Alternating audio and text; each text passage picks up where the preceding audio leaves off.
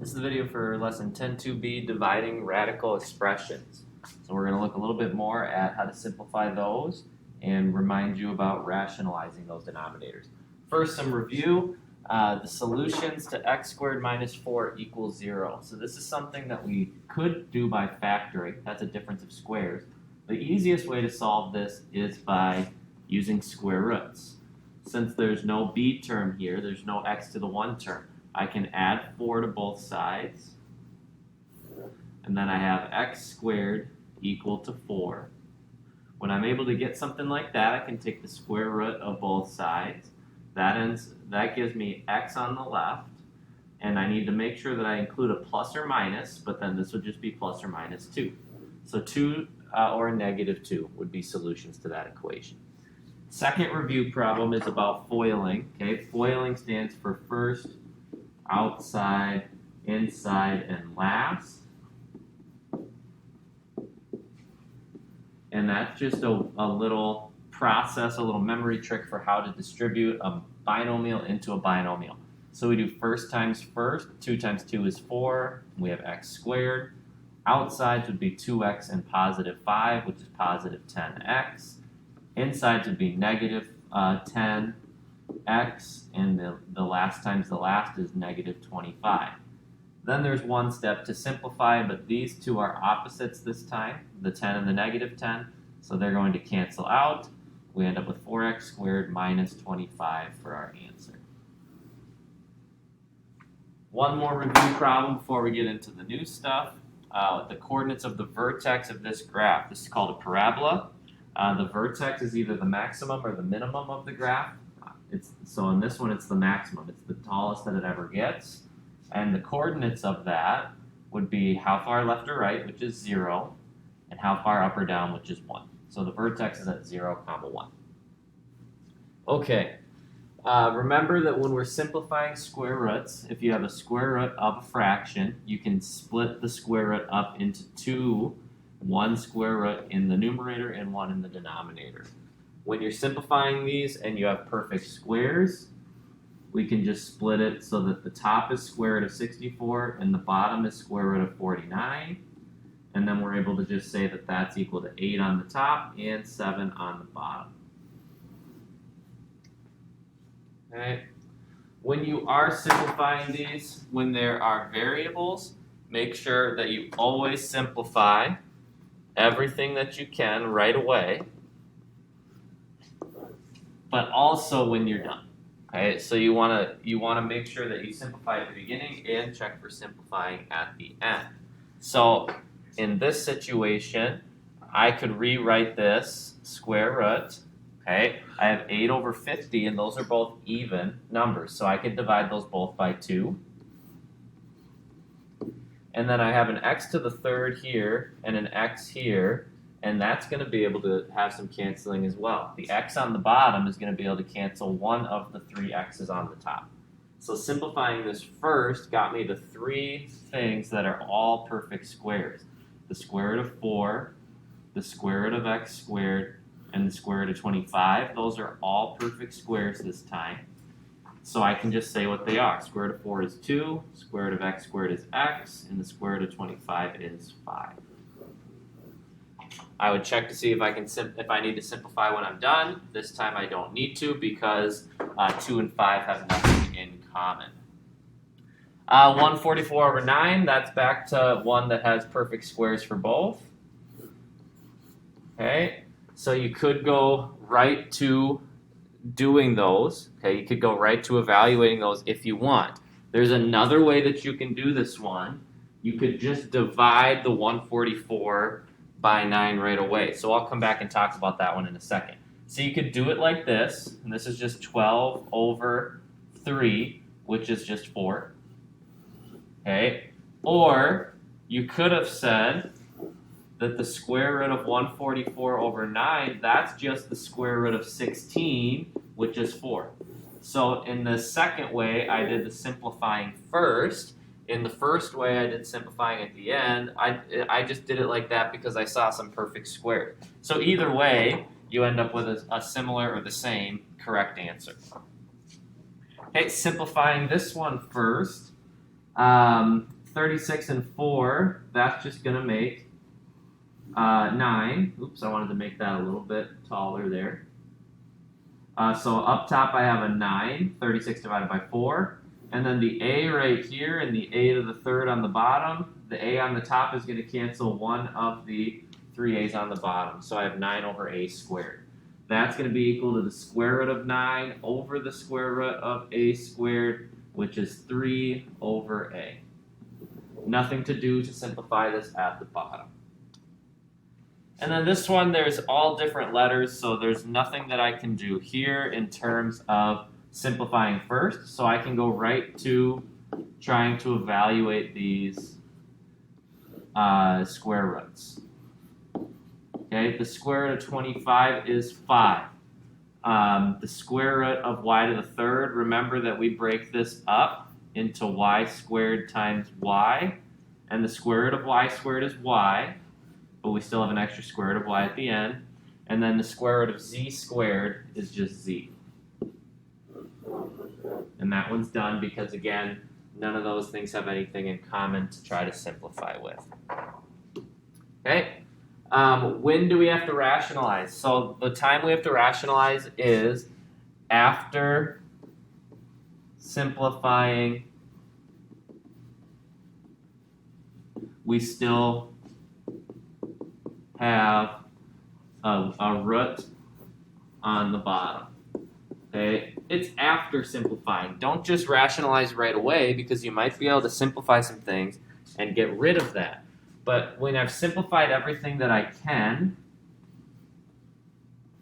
and I still have a root on the bottom, like this one that is in blue, square root of 3 over square root of 7, in this situation, 3 and 7 can't reduce at all, so I can't do anything to make that any better. So in this case, I need to just rationalize, which is multiply by the square root that's on the bottom. What happens on the bottom is we get square root of 7 times square root of 7, which is 7. It's the square root of 49. Up top, since both of these are in a square root, 3 and 7, I can multiply the 3 times 7, and that's square root of 21. And then I would look at the factors of 21 and make sure I can't break that down, but none of the factors of 21 are perfect squares. All right, second one, I can fix this one a little bit. So I have a square root of 7 on the top. I can turn this into square root of 8 times the square root of n, and I'm able to say that 8 is just square root of 4 times square root of 2, which is 2 square root of 2. So I'm going to rewrite my problem like this, square root of 7 over 2 square root of 2, and then I still have a square root of n down there, so I'm going to just include that in the same square root. Okay, the 8, I can take a square root of 4 out of that 8. Okay. Well, then I'm at the point where I can't do anything else besides look to get the square root out of the bottom. So I need to multiply this by the root that's on the bottom, which is 2n. So square root of 2n over square root of 2n is what I need to multiply by to rationalize. I can do the 7 times 2 in this situation, and so I can write that as 14, and then there's an n along with me. On the bottom, I have 2.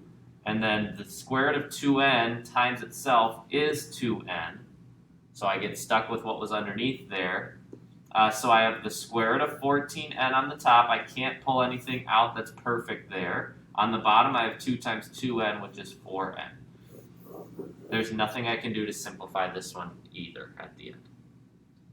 So if that one was confusing, just look at the next one. The steps are almost the exact same, okay, because I can pull a square root of 9 out of 18. So this one, I can write 18 as square root of 9 times square root of 2. So I'm just going to take a step to write this.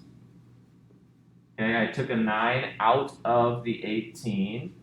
All right, so what I really have in that situation is this, square root of 5 over 3 times the square root of 2m. Okay, and then I'm at my rationalizing step. I have to rationalize now because I can't reduce anything else. The 5 up top is completely simplified. So is the 3, and so is the square root of 2m. So to rationalize, I multiply by square root of 2m over itself. Okay, and so what happens then? The square root of 5 times the square root of 2m, you can do the 5 times 2, and that's 10. And then we have an m afterwards. On the bottom, I have a 3 still, and then the square root of 2m squared is 2m with no square root. So one last step, I can take the square root of 10m, that's going to stay the same on the top. On the bottom, I have 3 times 2, which is 6, and then an m. And last one like that, we have, oh sorry, and this one's wrapped up because there's nothing I can pull out of the square root of 10m, and 6m on the bottom doesn't have a root, so I'm all done with that one. And then last one like this, the square root of 7s and the square root of 3 on the bottom. Always check to see if like the 7 and the 3, maybe there's a way to divide those and reduce. There's not this time. So we have to go right to rationalizing. There's nothing at all that I can do to pull any perfect squares out of the top or the bottom. So this one, 7 times 3, I'm able to do that, which is 21s. On the bottom, I have square root of 3 times itself, which is 3. And there's no perfect squares that go into 21 or s, so that one is all done. All right, the last page is some U-tries, so I'm going to give you some time to give those a shot, and then I will pop up answers here shortly on those. So go ahead and click pause, and then give these a try. Okay, you should have tried these for yourself before watching these answers pop up. So the one that says 15x over x to the third, all under a square root, the first thing you want to do is try to reduce the x with the x to the third. So those you're able to write as 15 over x squared. The x on the top will cancel one of the 3 x's on the bottom. Next step, splitting up the square roots. Square root of 15 on the top and square root of x squared on the bottom. And then one more step to the answer. 15, square root of 15 is as simple as we can get that. No perfect squares go into 15. And then the square root of x squared is x on the bottom there. So that's the first one. Second one, we have a 5 and a 3. Those don't have any factors, so I can't do any simplifying here. There's nothing to take out of the 5 on the top, and there's nothing to take out of the 3 on the bottom. So I need to go right to rationalizing. So I'm just multiplying the top and the bottom by square root of 3 because I don't want that 3, that square root of 3, to remain in the denominator. The next step is already the last step then. We can do 5 times 3 since they're both under a square root. That gives us 15. And square root of 3 times square root of 3 is 3 on the bottom. The third one here, I would look at the 6 and the 2, and you can divide 6 by 2 in this situation. So the first step I took was to divide the 6 by 2 and call that a 3, and then the 2 on the bottom canceled out, so all we have left on the bottom is an n. Square root of 3, no perfect squares that come out of that. Square root of n, no perfect squares that come out of that. So the next step is to rationalize. Multiply the top and the bottom by the square root of n. And the final step is to combine the 3 and the n into one square root on the top. And on the bottom we have square root of n times square root of n, which is n. So these have a lot of practice in your homework, so go ahead and give those a shot and contact me with any questions you may have. Thanks for watching.